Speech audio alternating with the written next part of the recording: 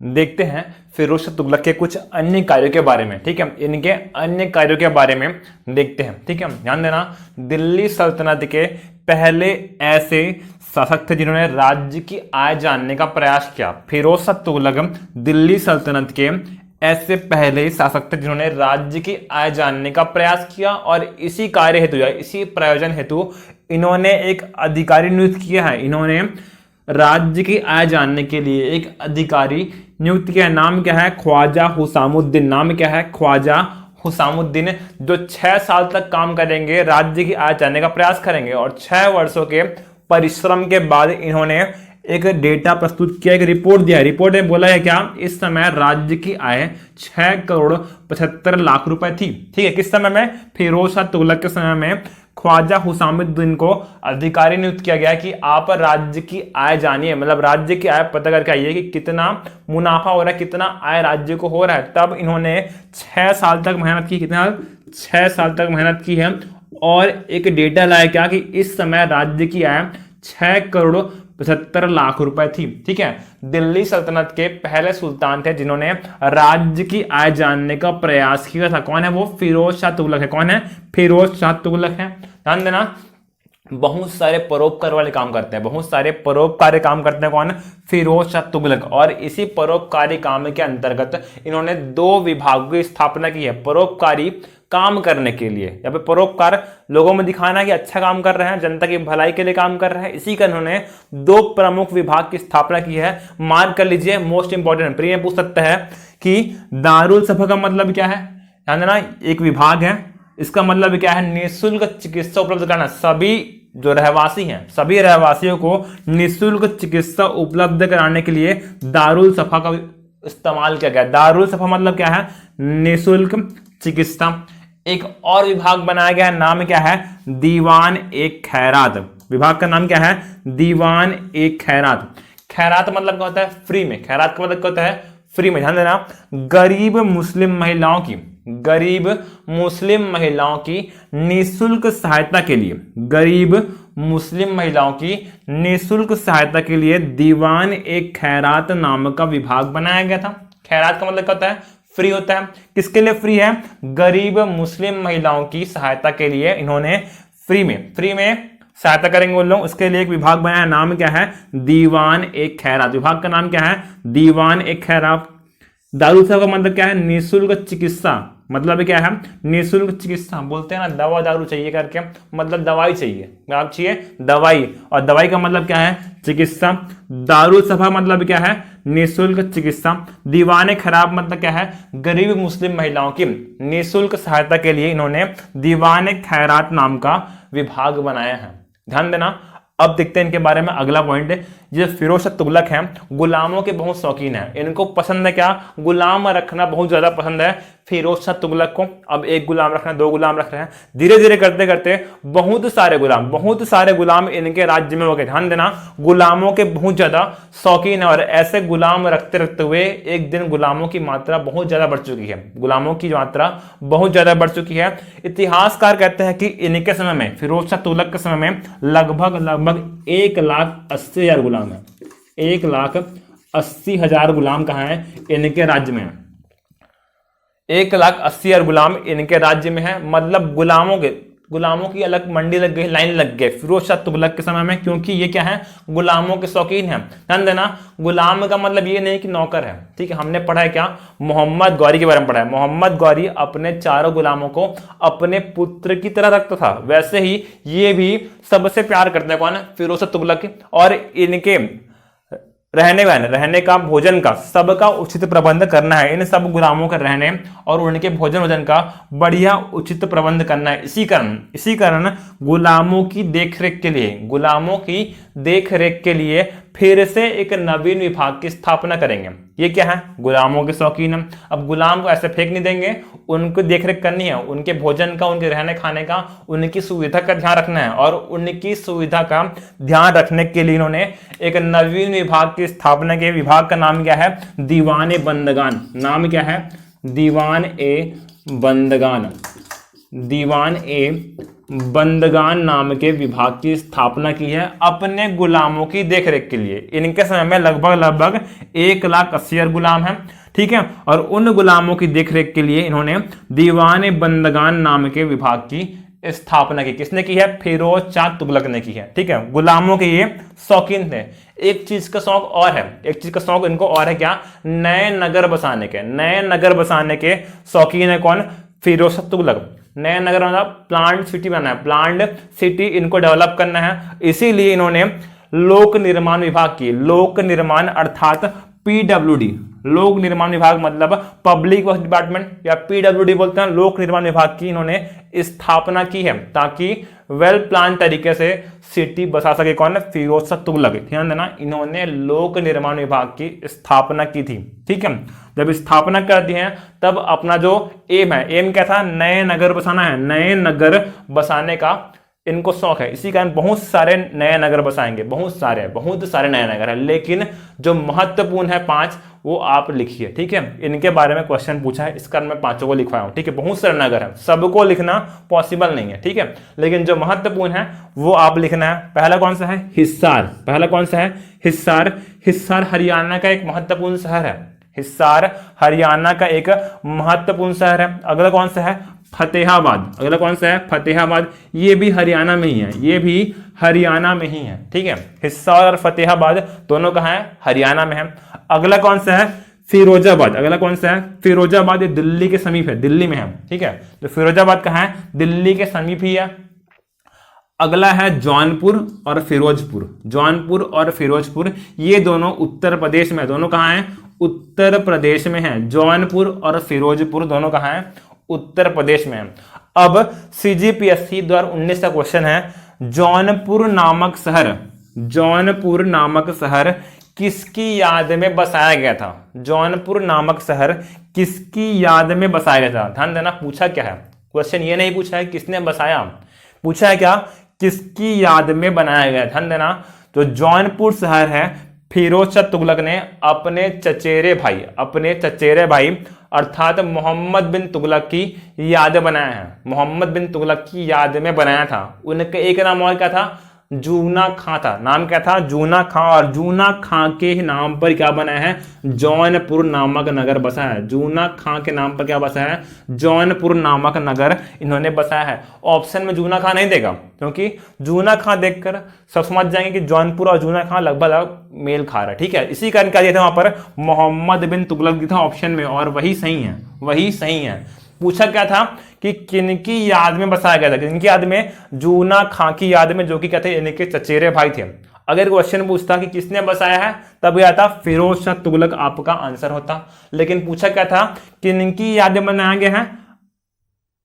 फिरोज शाह तुगलक के चचेरे भाई मोहम्मद बिन तुगलक अर्थात जूना खां की याद में जौनपुर शहर यूपी में बसाया गया था। अब भाई के नाम पर बना दिया, अब खुद के नाम पर भी बनाना है, इसीलिए अपने नाम से फिरोजपुर नामक नगर यूपी में ही बसाएंगे। कौन? फिरोज शाह तुगलक, ठीक है। ये क्या है? नए नगर बनाने के शौकीन हैं। उसके अलावा इन्होंने रोजगार दफ्तर की स्थापना की है। बेरोजगारों के लिए रोजगार दफ्तर की स्थापना की है। जो भी कार्य करने के इच्छुक हैं, ठीक है, और योग्यताधारी हैं, तो फिर उनका रिज्यूमे देख के, ठीक है, देख के मतलब क्या कौन सी एबिलिटी है इनमें, ये देखकर बहुत से लोगों ने रोजगार भी दिया है, रोजगार भी दिया है। रोजगार दफ्तर की स्थापना की किसने? फिरोज शाह तुगलक ने, ठीक है। अगला पॉइंट क्या है? हिंदू धर्म ग्रंथों का इन्होंने फारसी में अनुवाद करा है। हिंदू धर्म ग्रंथों का फारसी में अनुवाद करा है। अगर क्वेश्चन पूछता है पुराणों का अध्ययन करने वाला प्रथम मुस्लिम कौन है? अल-बरूनी है। कौन है? अल-बरूनी। उसने अध्ययन किया है, उसने अध्ययन किया था, किसने? अल-बरूनी ने। लेकिन अगर पूछता है हिंदू धर्म ग्रंथों का फारसी में अनुवाद कराने वाला प्रथम शासक कौन है? फिरोज शाह तुगलक है। कौन है? फिरोज शाह तुगलक। अध्ययन नहीं पूछा ना, ना ही बोला शासक। अल-बरूनी शासक नहीं है, वो एक विद्वान था। ये क्या है? शासक है, ध्यान देना। और इन्होंने हिंदू धर्म ग्रंथों का फारसी में अनुवाद प्रारंभ किया है। किसने? फिरोज शाह तुगलक ने, ठीक है। हम पढ़े मुसलमानों के 5 कर्तव्य। क्या पढ़े? मुसलमानों के 5 कर्तव्य। कौन कौन से? कलमा, नमाज, रोजा, जकात और हज। कौन कौन से थे? कलमा, नमाज, रोजा, जकात और हज। हज का मतलब क्या है? जीवन में एक बार मक्का मदीना की यात्रा करना है। इसके बारे में अपन पढ़ चुके हैं। वो मुसलमानों के 5 कर्तव्यों में से एक है, जीवन में एक बार मक्का मदीना की यात्रा करना है। उसी को हम लोग क्या बोले हैं? हज बोले। क्या बोले हैं? हज। अभी तक क्या हो रहा था? सभी अपने धन पर, अपने पैसे पर ही कहां जा रहे हैं? मक्का मदीना की यात्रा कर रहे हैं। लेकिन अपन पढ़े क्या? फिरोज शाह तुगलक शरीयत कानून पर विश्वास रखते हैं। कट्टर मुस्लिम व्यक्ति कौन?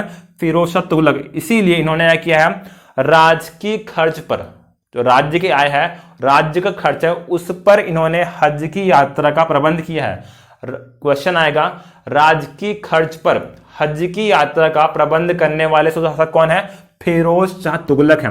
राजकीय खर्च पर हज की यात्रा का प्रबंध करने वाले शासक कौन है? फिरोज शाह तुगलक है। मतलब अब राज्य के पैसे से मुस्लिम कहां जाएंगे? मक्का और मदीना की यात्रा करेंगे। जो उनका कर्तव्य है उसका पालन करेंगे। ये व्यवस्था किसने की है? फिरोज शाह तुगलक ने की है। क्लियर है ये? अब देखते हैं अगला पॉइंट।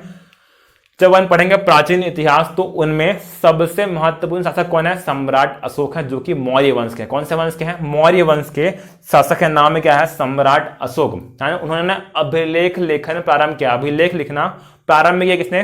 सम्राट अशोक जी ने। और बहुत सारे अभिलेख उनके प्राप्त हुए हैं। अब उन अभिलेखों में से 2 अभिलेख कौन से? टोपरा और मेरठ। उन अभिलेखों में से 2 कौन से हैं? टोपरा और मेरठ। इन दोनों अभिलेखों को फिरोज शाह तुगलक ने इनके मूल स्थानों से हटाकर दिल्ली स्थानांतरित करवाया है। ठीक, क्या बोल रहा सुनिए मैं। ठीक है, शासक का नाम क्या था? सम्राट अशोक जी। इनके अभिलेख थे कौन से? टोपरा और मेरठ। इन दोनों अभिलेखों को इनके मूल स्थान से हटाकर फिरोज शाह तुगलक ने इन सबको दिल्ली ट्रांसफर किया। दिल्ली ले आया है कौन? फिरोज शाह तुगलक। कौन कौन सा अभिलेख है? टोपरा और मेरठ अभिलेख को दिल्ली ले आया है कौन? फिरोज शाह तुगलक। देखते हैं कुछ और इनके बारे में। देखते हैं कुछ और।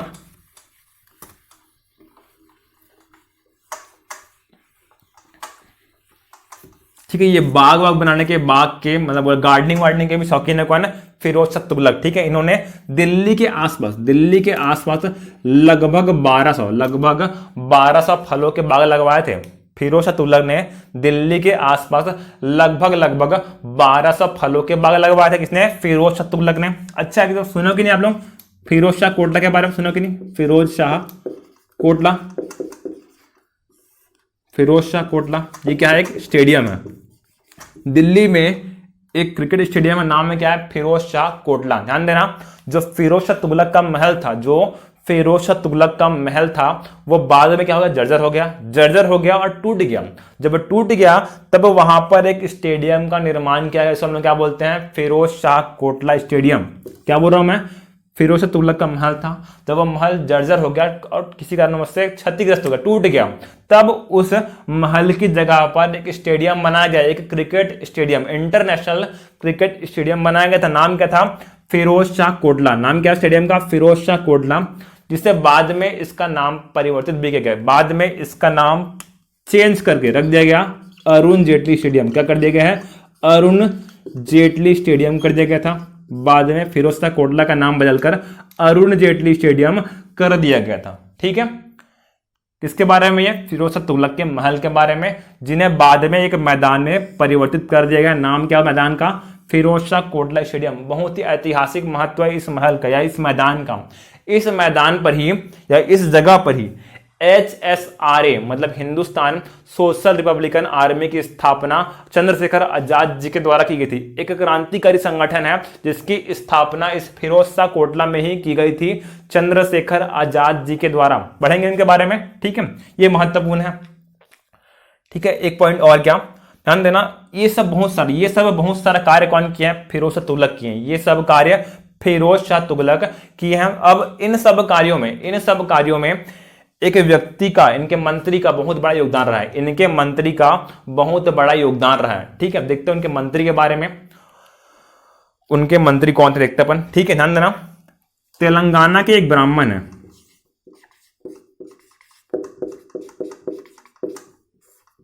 तेलंगाना के एक ब्राह्मण है, अब जब तेलंगाना के ब्राह्मण इनके कांटेक्ट में है, जब फिरोज शाह तुगलक के कांटेक्ट में है, तब इन्होंने मुस्लिम धर्म स्वीकार किया। तेलंगाना के ब्राह्मण थे मूलतः, उन्होंने बाद में इनके कांटेक्ट में आने के बाद इस्लाम धर्म स्वीकार किया है। जब इस्लाम धर्म स्वीकार किया तब उन्हें एक नया नाम मिला, नाम क्या है? मलिक मकबूल। क्या नाम है?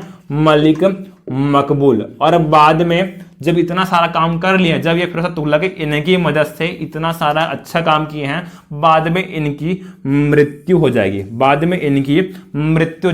ध्यान देना। फिरोज शाह तुगलक ने इन्हें एक उपाधि दी है, उपाधि का नाम क्या है?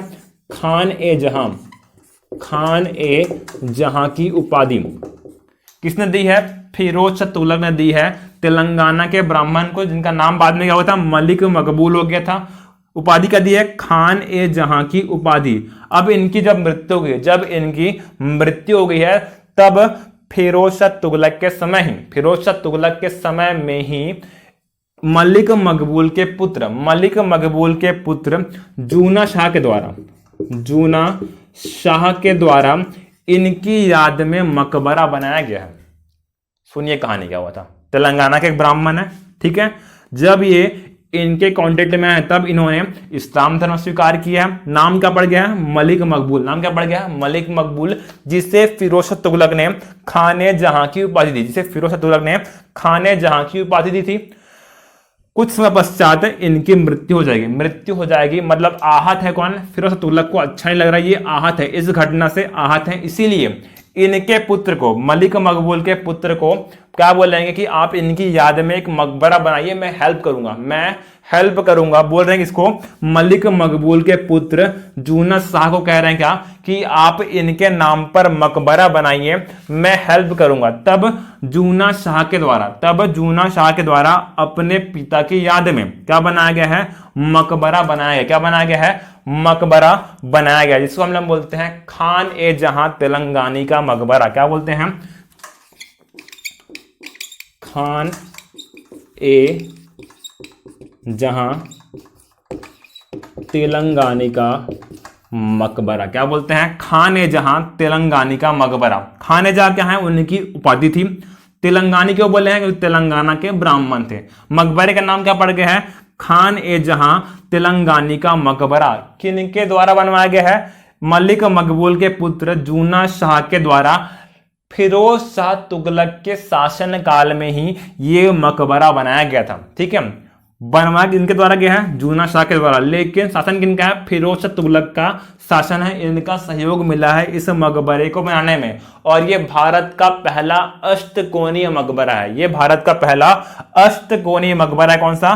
खान ए जहां तेलंगानी का मकबरा। ये क्या? भारत का पहला अष्टकोणीय मकबरा। क्या है ये? भारत का पहला अष्टकोणीय, फिर बोलना चाहिए ऑक्टागोनल मकबरा है। कौन सा? खान ए जहां तेलंगानी का मकबरा। क्लियर है ये? देखते हैं अब इसके बारे में कि फिरोज शाह तुगलक के बाद तुगलक वंश का क्या हुआ। ठीक है, देखते हैं इसके बारे में कि इनके बाद इस वंश का क्या हुआ। इसको नोट कर लीजिए आप लोग। देखते हैं अपन फिरोज शाह तुगलक के उत्तराधिकारियों के बारे में कि उनके बाद किन किन शासकों ने शासन किया और कैसे तुगलक वंश समाप्त हुआ।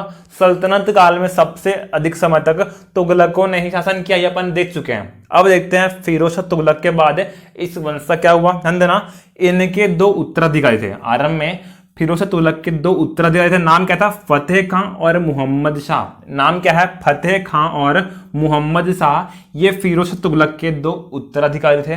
लेकिन फतेह खां की मृत्यु इनके शासन काल में ही हो गई है। फिरोज शाह तुगलक के दो उत्तराधिकारी नाम क्या है? फतेह खां और मोहम्मद शाह। इनमें से फतेह खां की मृत्यु इनके शासनकाल में हो चुकी है। ठीक है, बचे कौन है? मोहम्मद शाह। लेकिन हमने देखा है क्या कि फिरोज शाह तुगलक क्या है? गुलामों के शौकीन है। क्या है? गुलामों के शौकीन है। और इनके समय लगभग 1,80,000 गुलाम है। कितने गुलाम थे? 1,80,000 गुलाम। और गुलामों के देखरेख के लिए इन्होंने एक नवीन विभाग की स्थापना की थी। नाम क्या था उसका? दीवान ए बंदगान। नाम क्या था उसका? दीवान ए बंदगान नाम की स्थापना फिरोज शाह तुगलक ने की थी। हमने ये भी देखा है कि गुलाम का मतलब नौकर नहीं है, गुलाम का मतलब नौकर नहीं, ये सब अच्छा व्यवहार करते अपने गुलामों से, ठीक है। और गुलामों के षड्यंत्र के परिणाम स्वरूप, गुलामों के षड्यंत्र के परिणाम स्वरूप मोहम्मद शाह को, जो उनके सेकंड उत्तराधिकारी हैं, उनको दिल्ली से भगा दिया गया है, ठीक है। दो उत्तराधिकारी थे, नाम क्या था, फतेह खां और मोहम्मद शाह। फतेह खां की मृत्यु इनके समय हो गई है। दूसरा उत्तराधिकारी है, नाम क्या है, मोहम्मद शाह। उन्हें दासों ने दिल्ली से भगा दिया है षड्यंत्र करके। तो बचा कौन है, अब जो इनके पुत्र हैं, जो इनके पुत्र हैं वो डायरेक्टली शासन करेंगे फिरोज शाह तुगलक के बाद में। तब इनके फतेह खां के दो उत्तराधिकारी हैं, नाम क्या है, तुगलक शाह द्वितीय और अबू बकर शाह। नाम क्या है, तुगलक शाह द्वितीय और अबू बकर शाह। इनके दो उत्तराधिकारी हैं जो बारी बारी से अब गद्दी संभाल लेंगे, ठीक है। इनके बाद फिरोज शाह के बाद कौन बना है, तुगलक शाह द्वितीय। कौन बने हैं, तुगलक शाह द्वितीय शासक बने हैं, लेकिन बहुत ही अल्प समय के लिए, लेकिन बहुत ही अल्प समय के लिए, केवल और केवल 1 साल तक शासन करेंगे। कौन, तुगलक शाह द्वितीय केवल और केवल 1 साल तक शासन करेंगे। और 1 साल के बाद इनके भाई अर्थात अबू बकर शाह, नाम क्या है, अबू बकर शाह गद्दी संभाल लेंगे, ठीक। 1 साल बाद ही इनके भाई अबू बकर शाह गद्दी संभालेंगे, ठीक है। जैसे ही अबू बकर शाह गद्दी संभाले हैं, तब दिल्ली में अपना अधिकार प्रकट करने आ गए कौन, मोहम्मद शाह। जिनको दासों ने भगा दिया था वो अब इनके समय पर वापस आ गए हैं और क्या, अपना अधिकार मांग रहे हैं कि इनका पुत्र तो कौन है, मैं हूं, इसी कारण गद्दी मुझे मिलनी चाहिए। लेकिन इस बात के लिए एग्री नहीं कौन, अबू बकर शाह एग्री नहीं है। तब इन दोनों के मध्य, अबू बकर शाह और मोहम्मद शाह के मध्य क्या होगा, युद्ध होगा। इन दोनों के मध्य क्या होगा, युद्ध होगा। युद्ध में मोहम्मद शाह जीत गए, युद्ध में मोहम्मद शाह जीत गए हैं, अबू बकर शाह हार गए हैं। जब जीत गए हैं तो ये क्या बन जाएंगे, शासक बन जाएंगे। क्या बन जाएंगे, शासक बन जाएंगे। और 1390 से लेकर 94 तक इन्होंने शासन किया है। कोई भी उल्लेखनीय कार्य नहीं, कोई भी उल्लेखनीय कार्य इन्होंने नहीं किया। किसने, मोहम्मद शाह ने कोई भी उल्लेखनीय कार्य नहीं किया था, ठीक है। अब इनके पश्चात इनके पुत्र नासिरुद्दीन महमूद शाह को गद्दी मिली, ठीक है। मोहम्मद शाह का पुत्र कौन है, नासिरुद्दीन महमूद शाह है, जो उनके बाद गद्दी पर बैठा, लेकिन ये अयोग्य शासक है। लेकिन नासिरुद्दीन महमूद शाह क्या है, अयोग्य शासक है। अब जब गद्दी पर बैठे हैं, कब बैठे हैं, 1394 में, 1394 में ये गद्दी पर बैठ गए हैं और शासन कर रहे हैं, चल रहा टाइप, ठीक है। कोई भी अच्छा कार्य नहीं कर रहे हैं। ये अयोग्य व्यक्ति कौन है, नासिरुद्दीन महमूद शाह। और इनके शासन काल के दौरान ही एक खूंखार आक्रमणकारी तैमूर लंग ने भारत पर आक्रमण किया है। इनके शासन काल के बीच में, मतलब 1398 में तैमूर लंग ने भारत पर आक्रमण किया, दिल्ली पर आक्रमण किया है। जब इस बात की खबर नासिरुद्दीन महमूद शाह को लगी तो वो डर गए हैं, डर कर भाग गए हैं। वो डर कर कहां चले गए हैं, गुजरात चले गए हैं। वो डर कर गुजरात चले गए हैं। कौन, नासिरुद्दीन महमूद शाह, ना लड़े ही नहीं है, डर कर भाग गए, कहां, गुजरात चले गए हैं। और अब तैमूर के पास सुनहरा अवसर है, वो जो चाहे कर सकते हैं भारत में, वो जो चाहे भारत में कर सकते हैं, क्योंकि इन्हें रोकने वाला कोई नहीं था, उन्हें रोकने वाला कोई नहीं था। तैमूर ने भारत में भीषण तबाही मचाई, भीषण नरसंहार किया और जनधन की बहुत ज्यादा हानि हुई। ऐसा बोलते हैं कि जो भी उनके रास्ते में आ रहा था उन्हें सबका सिर काट दिया। पूरे रास्ते जो है लाशों से पट गए थे। ऐसी भीषण तबाही इस तैमूर ने भारत में मचाई थी। किनके समय में आए थे, नासिरुद्दीन महमूद शाह के शासन काल में भारत में आए थे। कौन, तैमूर। और इन्होंने भारत में भीषण तबाही मचाई। ये लगभग 15 दिन तक दिल्ली में रहे, 15 दिनों तक दिल्ली में रहे और दिल्ली को पूरा लूटा। दिल्ली को बहुत ज्यादा लूटा है। किसने, तैमूर लंग ने लूटा है। जब इनका मन भर गया, जब लूट के और मारकाट मचा के इनका मन भर गया, तब ये वापस चले आएंगे। जब वापस चले गए हैं तब नासिरुद्दीन महमूद शाह दिल्ली आया है और फिर से सुल्तान बन गया है और फिर से सुल्तान की गद्दी पर बैठ गया। कौन, नासिरुद्दीन महमूद शाह, ठीक है। अब 1412 में इस नासिरुद्दीन महमूद शाह की मृत्यु हो गई है। राज्य कमजोर हो चुका है, उस समय तक राज्य बेहद कमजोर हो चुका है और 1412 में इनकी मृत्यु हुई। नासिरुद्दीन महमूद शाह की 1412 में क्या हो गई है, मृत्यु हो गई है। जब मृत्यु हुई है तब इस नासिरुद्दीन महमूद शाह के एक भरोसेमंद है सूबेदार है, एक सूबेदार है, नाम क्या है, दौलत खां। सूबेदार बोलना चाहिए सरदार, नाम क्या है, दौलत खां। ये दौलत खां तुगलकों के नाम से गद्दी संभालेंगे, तुगलक नहीं है लेकिन फिर भी तुगलकों के नाम से गद्दी संभालेंगे इनकी मृत्यु के बाद। नासिरुद्दीन महमूद शाह की मृत्यु कब हुई, 1412 में हुई है, और इनकी मृत्यु के बाद दौलत खां नाम के सरदार ने तुगलकों के नाम से 2 साल तक 1412 से लेकर 1414 तक शासन किया है तुगलकों के नाम से। किसने, दौलत खां नाम के सरदार ने। जब इस बात का पता अन्य सूबेदारों को, सरदारों को चलेगा, तब जो योग्य सूबेदार है, सरदार है, उनके मन में क्या है, इसके प्रति द्वेष की भावना है, द्वेष की भावना है। और इनमें से ही पंजाब के एक सूबेदार, नाम क्या है, खिज्र खां, नाम क्या है, खिज्र खां नाम के पंजाब के सूबेदार। ध्यान देना, ये है कौन एक्चुअल में, ये तैमूर लंग के द्वारा छोड़ा गया सूबेदार है। तैमूर का आदमी कौन है, खिज्र खां है। ध्यान देना, ये तैमूर लंग जब आक्रमण से वापस गए हैं तब इन्होंने एक अपना अधिकारी नियुक्त किया था, कहां पर, पंजाब वाले क्षेत्र में। नाम क्या था, खिज्र खां।